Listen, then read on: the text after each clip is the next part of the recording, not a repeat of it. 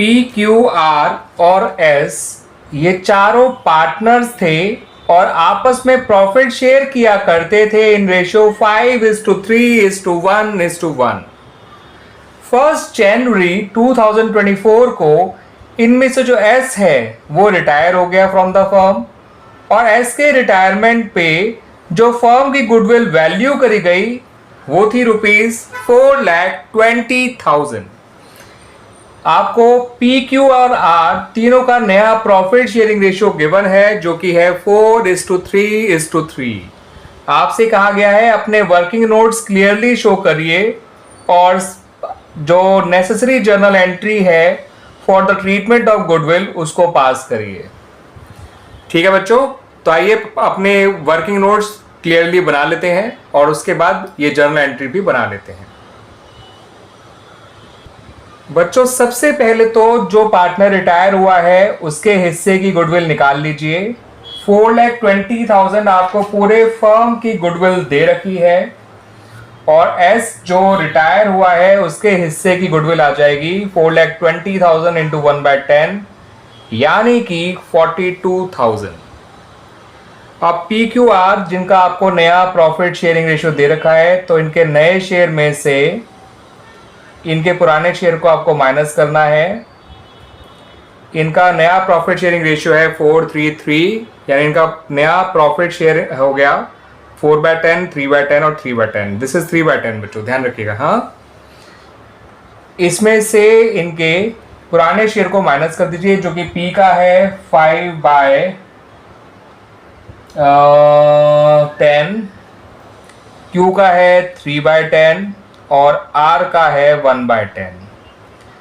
जब आप इनके पुराने नए शेयर में से इनके पुराने शेयर को माइनस करेंगे तो पी का तो निकल के आ रहा है बच्चों सेक्रीफाइस, क्योंकि रिजल्ट नेगेटिव आ रहा है और गेन का रिजल्ट अगर नेगेटिव आए तो वो सेक्रीफाइस कहलाता है, ध्यान रखिएगा।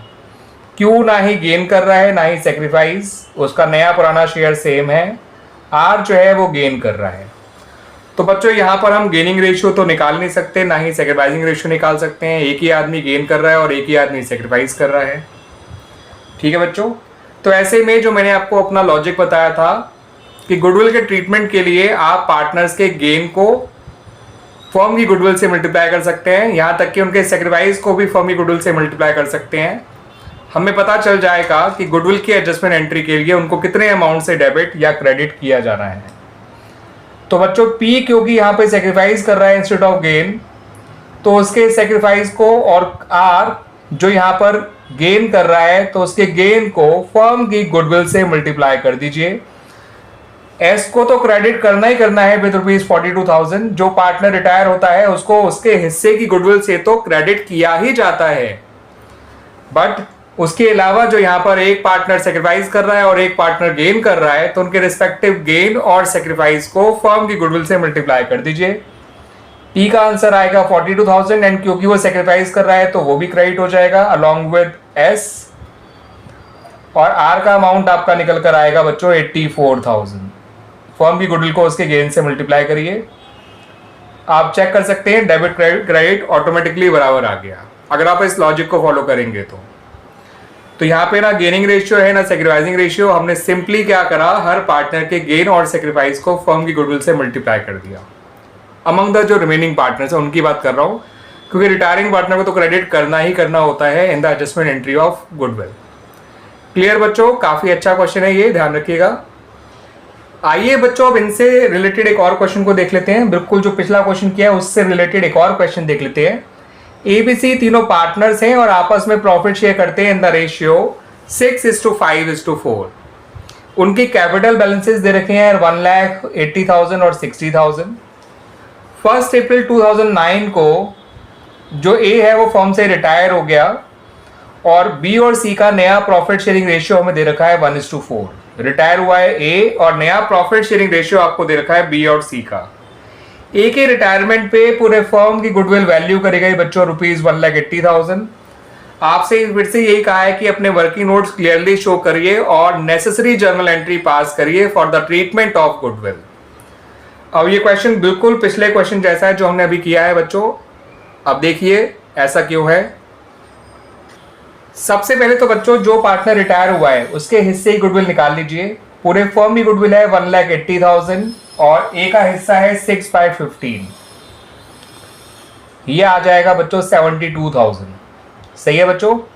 और बी और सी का आपको नया प्रॉफिट शेयरिंग रेशियो दे रखा है, तो उससे इनका गेन निकाल लीजिए, इनके नए शेयर में से इनके पुराने शेयर को माइनस करके। बी का नया शेयर है 1/5, सी का नया शेयर है 4/5, बी का पुराना शेयर है 5/15 और सी का पुराना शेयर है 4/15। जब आप इसे सॉल्व करेंगे बी के लिए तो ये आंसर आएगा -2/15। इसका मतलब बी जो है वो सेक्रीफाइस कर रहा है, ना कि गेन। और सी का जो आंसर आएगा वो आएगा बच्चों 8/15 और वो पॉजिटिव है, इसका मतलब वो गेन कर रहा है। अब यहाँ पे ना ही हम गेनिंग रेशियो निकाल सकते हैं ना इनका सैक्रिफाइसिंग रेशियो, क्योंकि इनमें से एक आदमी सैक्रिफाइस कर रहा है और एक आदमी गेन कर रहा है। ठीक है बच्चों। तो यहाँ पर वही मेरा लॉजिक काम आएगा बच्चों कि आप इनके रिस्पेक्टिव गेन और सैक्रिफाइस को फर्म की गुडविल से मल्टीप्लाई कर दीजिए। कोई जरूरत नहीं है गेनिंग रेशियो और सैक्रिफाइसिंग रेशियो की, हम ऐसे भी पता लगा सकते हैं कि कौन सा पार्टनर कितने अमाउंट से डेबिट और कितने अमाउंट से क्रेडिट होगा in the adjustment entry for goodwill. Firm की गुडविल है 1,80,000, इनके गेन और सैक्रिफाइस हमें सामने नजर आ ही रहे हैं। 1,80,000 को जब 2/15 से मल्टीप्लाई करेंगे तो 15 12 जा होता है 180, 12 2 जा होता है 24। एंड क्योंकि बी सैक्रिफाइस कर रहा है तो ये भी क्रेडिट होगा in the adjustment entry for goodwill. C जो है वो डेबिट होगा in the adjustment entry for goodwill क्योंकि वो गेन कर रहा है। तो जो पार्टनर रिटायर हुआ है ए, उसका अमाउंट तो 72,000 लिख ही दीजिए, बिकॉज उसको तो क्रेडिट करना ही करना है in the adjustment entry for goodwill. B को भी क्रेडिट कर दीजिए क्योंकि वो सेक्रीफाइस कर रहा है, और सी को डेबिट कर दीजिए क्योंकि वो गेन कर रहा है। आप चेक कर लीजिए, अमाउंट ऑटोमेटिकली बैलेंस हो गए, जितना डेबिट में आया उतना ही क्रेडिट में आया। तो बच्चों कितना समझ में आया? ठीक है बच्चों, आ गया समझ में अच्छी तरह से।